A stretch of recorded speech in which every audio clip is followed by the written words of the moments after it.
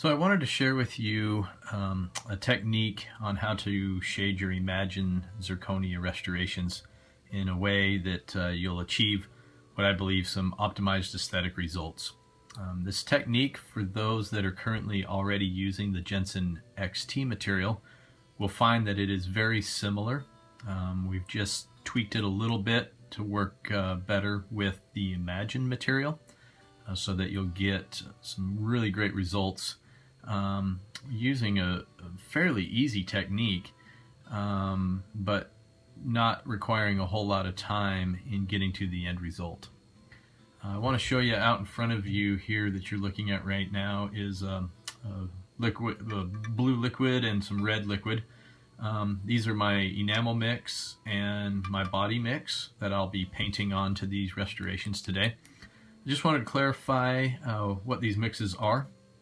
If you're using the darker shades in the shade guide, you'll want to create an enamel mix that goes good with those, and that enamel mix consists of 8 milliliters of A2 with 2 milliliters of W3, and then what you see in here is a couple of drops of this blue color marker material.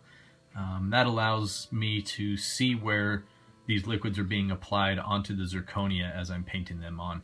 Otherwise, without the markers, they would just appear clear, and you would have kind of no idea where you're applying them and how many coats are being applied. As far as the body shade goes, I'm using direct shade that's being requested on the RX. Today I'm going to be shading up a restoration that's going to be needed to be done in A3. Again, I've just got some red color marker material in this tray, again, just so I can see where the indication of where these are being painted on the restoration. Now, if I'm doing lighter shades, all of my light shade zirconias, my body will be, whatever the RX is asking for. I'll just use straight body shade. Maybe it's an A1 or an A2 or like a B1. But for those lighter shades, I'm going to create an enamel mix that consists of 8 milliliters of A1 mixed with 2 milliliters of the W3. So just to kind of help you out on the lighter shades, that's what my mix will be on my light enamel. But today, where I'm doing an A3 crown, I'm going to be using my dark enamel, which is my A2 and my W3. One other thing I want to make note of is actually the brushes being used. I like to use roughly, these are about a number 4 size brush. I usually like to use like a 4 or a 5. And the reason for that is you'll find that with a 4 or 5 size brush, you actually get really good amount of liquid on those brushes, which you get a nice, good, even coat as it's being applied to the zirconia. If you ended up using smaller brushes, you end up having to, you're not getting an even coat and you're having to apply a lot more coats. Your chances of being consistent from one crown or one restoration to the next is very slim.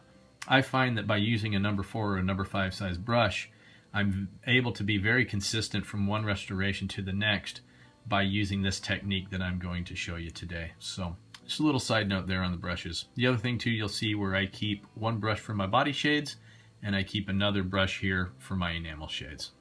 So we'll dive in here and start in this process of coloring up this Imagine Zirconia restoration. Let me get my focus here going on the crown. The first thing I'll actually do is I'm going to draw a line here on where I kind of want my body and enamel material to overlap each other. I'm actually using just like a graphite pencil. A red margin marking pencil actually works pretty well. About a millimeter below that, I'm going to go with another line that's kind of parallel to that. And I'm just mapping out where I want that transition to happen on the restoration between my body and my enamel. It doesn't need to be pretty, it's just a guideline. So the first thing I'm going to do is I'm going to flip this crown around to the inside, so we're looking at the inside of this restoration. And I'm going to grab my body color, and I'm going to do 2 coats of body color on the inside of this restoration.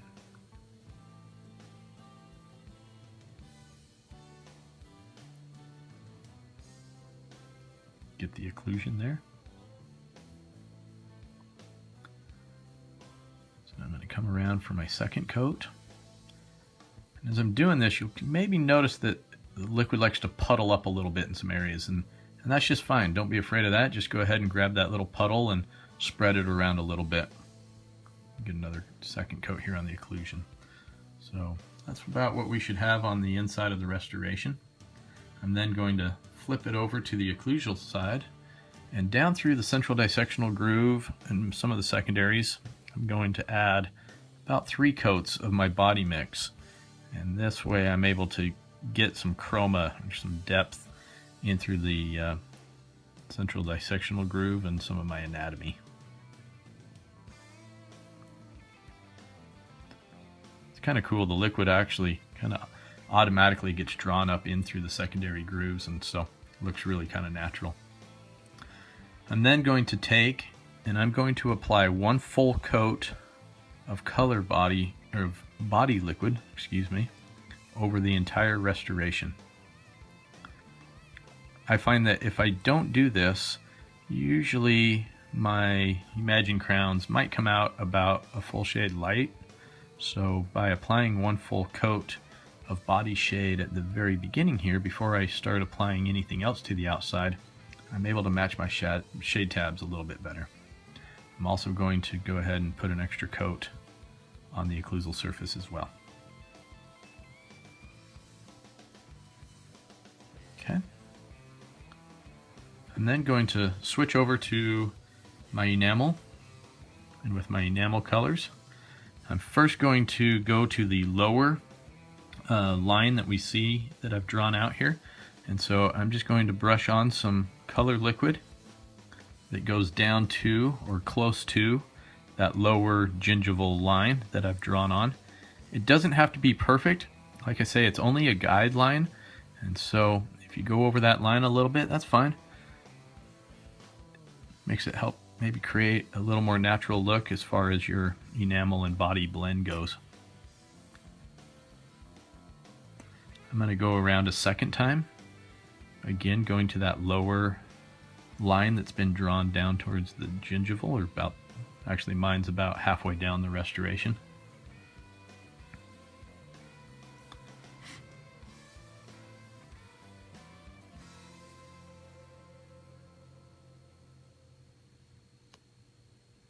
Okay. I'm then going to apply 3 coats up above the incisal line. So at this point I'm just up at the incisal edges, the cusp tips, staying above the incisal line.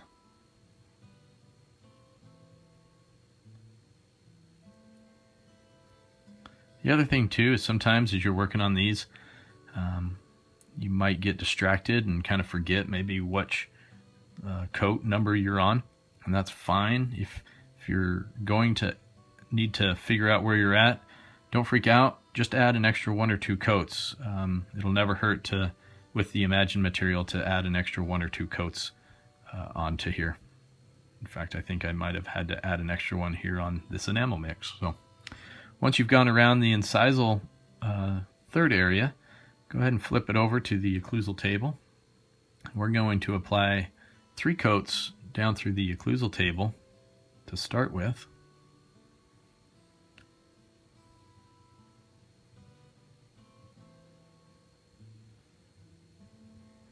And what you'll see is the liquid is starting to pool up down through the secondary anatomy. So if you just go ahead and grab that liquid that's down in there with your brush and spread it back up towards the cusp tips, you're actually getting like 4 or maybe 5 coats with some of that extra material that just needs to be spread around a little bit better. So you should have something like that. We're now going to come and finish up this restoration back with our body color. And with our body color, I'm going to apply one coat of body all the way from the top incisal line that I've created in that transitional zone down to the margin.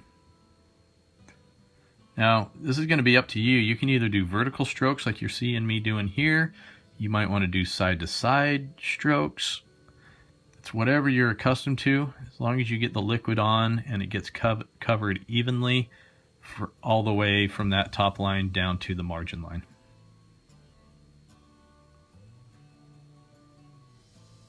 Okay. I'm then going to come back and I'm going to apply 3 coats down around that lower gingival area below the second lower line.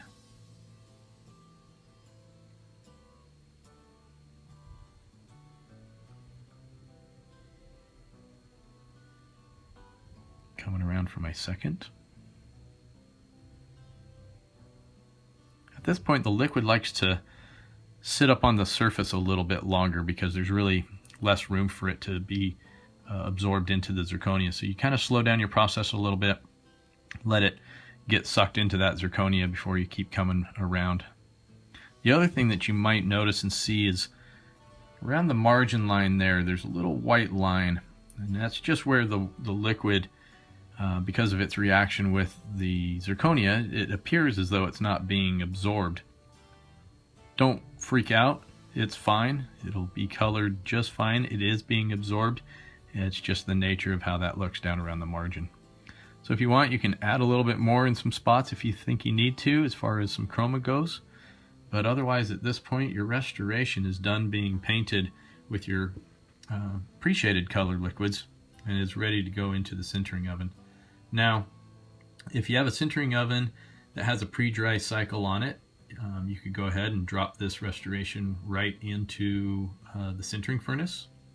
If it doesn't have a pre-dried cycle on it, then I would probably recommend letting it sit under a heat lamp or a toaster oven.